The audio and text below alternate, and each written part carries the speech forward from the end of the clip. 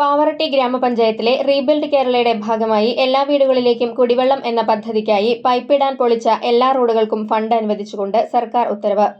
Kerala water authority 4.095 കോടി രൂപ പഞ്ചായത്തിന്റെ ട്രഷറി അക്കൗണ്ടിലേക്ക് നിക്ഷേപിച്ചു. ഇതോടെ പാവറട്ടി ഗ്രാമപഞ്ചായത്തിലെ എല്ലാ റോഡുകളുടെയും പണികൾ പൂർത്തീകരിക്കാൻ സാധിക്കും. റോഡ് പ്രവൃത്തികൾക്ക് ഫണ്ട് അനുവദിച്ച ഇടതുപക്ഷ സർക്കാരിന് പാവറട്ടി ഗ്രാമപഞ്ചായത്തിലെ ജനങ്ങളുടെ പേരിൽ പഞ്ചായത്ത് പ്രസിഡന്റ് എം റജീന നന്ദി രേഖപ്പെടുത്തി. പഞ്ചായത്തിന്റെയും MLAയുടെയും നിരന്തരമായ ഇടപെടലിനെ തുടർന്നാണ് ലക്ഷ്യം സാധ്യമായതെന്ന് പ്രസിഡന്റ് അറിയിച്ചു. പാവറട്ടി ഗ്രാമപഞ്ചായത്തിലെ റോഡുകൾക്ക് ഒരുപാട് കാലത്തെ സ്വപ്നമായിരുന്നു. നമ്മുടെ റോഡുകൾ എല്ലാം നമുക്ക് നാശമായി കിടക്കുകയായിരുന്നു. അപ്പോൾ അതിൽ നിന്ന് നമുക്ക് ഒരുപാട് പ്രയത്നിച്ചതിൻ്റെ ഫലമായി നമുക്ക്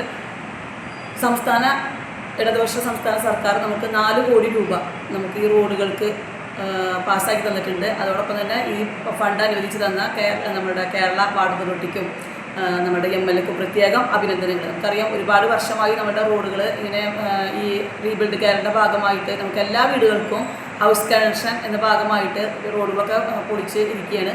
അപ്പോൾ അത് നമുക്ക് എല്ലാ റോഡുകളും ഈ ഒരു കാലഘട്ടത്തിൽ തന്നെ നമുക്ക് എല്ലാ റോഡുകളും, അതായത് നമുക്കിപ്പോൾ 4,95,000 രൂപ നമ്മുടെ കേരള വാട്ടർ അതോറിറ്റി നമുക്ക് പാസ്സാക്കി തന്നിട്ടുണ്ട്. അതോടൊപ്പം തന്നെ നമുക്ക് പഞ്ചായത്തിൻ്റെ നല്ലൊരു വിഹിതം തന്നെ റോഡുകൾക്ക് മാറ്റി വെച്ചിട്ടുണ്ട്.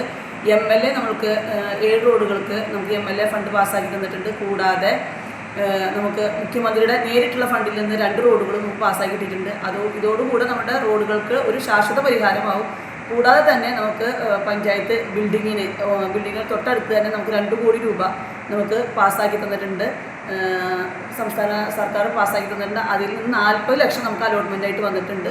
കൂടാതെ നമ്മൾക്ക് ഒരുപാട് കാലത്തെ നമുക്കൊരു വലിയൊരു പ്രശ്നം പരിഹരിക്കാൻ സാധിച്ചു. കാരണം നമുക്ക് ഈ തീരദേശവുമായി ബന്ധപ്പെട്ടിട്ട് നമുക്ക് എന്നും കുടിവെള്ളം പ്രശ്നമായിരുന്നു. അപ്പോൾ അതിൻ്റെ അടിസ്ഥാനത്തിൽ നമുക്ക് പുഴയിലെ ചളി നീക്കം ചെയ്ത് അവിടെ നല്ലൊരു ശുദ്ധജല തടാകത്തിനുള്ള വേണ്ട കാര്യങ്ങളും നമ്മളിപ്പോൾ ചെയ്തുകൊണ്ടിരിക്കും.